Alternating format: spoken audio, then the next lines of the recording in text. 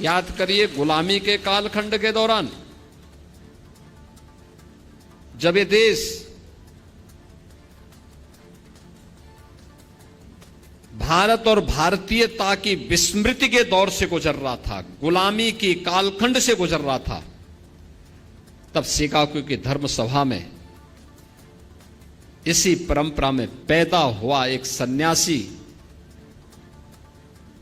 दुनिया के सभी धर्म गुरुओं के सामने इस बात का उद्घोष करता है कि मैं भारत की उस परंपरा से आया हूं जिसने सदैव मानवता के कल्याण का मार्ग प्रशस्त किया, और जो दुनिया के सामने इस बात की उद्घोषणा भी करता है कि मुझे गर्व है कि मैं हिंदू हूं। तो स्वामी विवेकानंद, याद करिए इसी परंपरा में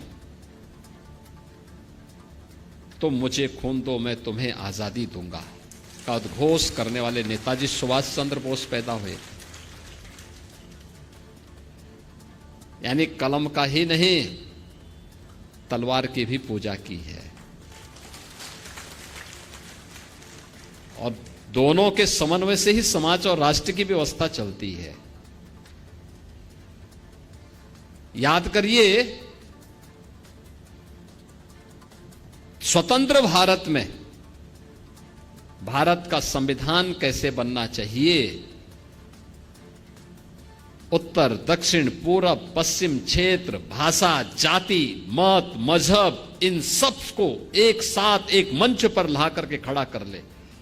कोई नाम, तो नाम आया डॉक्टर राजेंद्र प्रसाद जी का।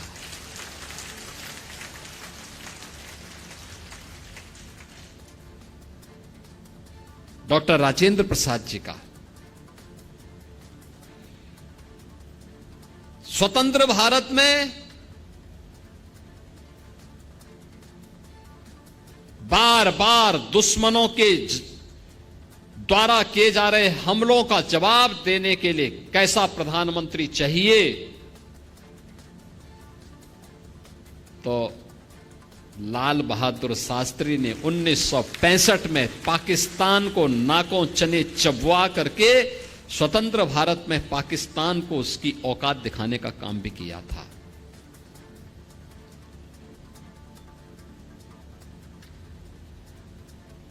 कौन कहता है कि कायस्थ समाज केवल अपने कारोबार तक ही सीमित है, केवल कलम तक ही सीमित है। 1975 में जब लोकतंत्र का गला घोंटने का काम किया था, तब जयप्रकाश नारायण जी आगे आए थे, क्रांति का संघनाद उन्होंने किया था। और जब लोग ये बोलते थे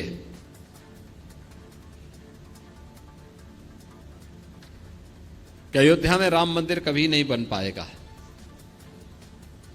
तो महर्षि महेश योगी जी ने हॉलैंड में राम के नाम पर सिक्का चालू कर दिया था। यानी भारत से बहुत दूर हॉलैंड में उन्होंने भगवान राम के नाम पे ही करेंसी जारी कर दी। यानी एक ऐसी परंपरा, अगर आप हिंदी साहित्य में जाएंगे, उपन्यास की एक विशिष्ट शैली जो भारत की उस समय की ग्रामीण पृष्ठभूमि को प्रस्तुत करता है। मुंशी प्रेमचंद इसी गोरखपुर की धरती पर उन्होंने अपना उपन्यास यहां रचने का काम किया था। कौन से ऐसा क्षेत्र है, एक लंबी फेरस्त है। मैं जब अंदर इंटर कर रहा था तो मैं देख रहा था उन सभी महापुरुषों के चित्र लगे हुए थे, और मैं तो चित्रगुप्त महासभा से कहूंगा उन सभी महापुरुषों के चित्र चित्रगुप्त मंदिर में लगने चाहिए, लगाए जाने चाहिए। उनके इतिहास के बारे में वर्तमान पीढ़ी को बताया जाना चाहिए। याद रखना अपने महापुरुषों के गौरव से ही वर्तमान पीढ़ी प्रेरणा लेती है और आगे बढ़ने का रास्ता अपना प्रशस्त करती है।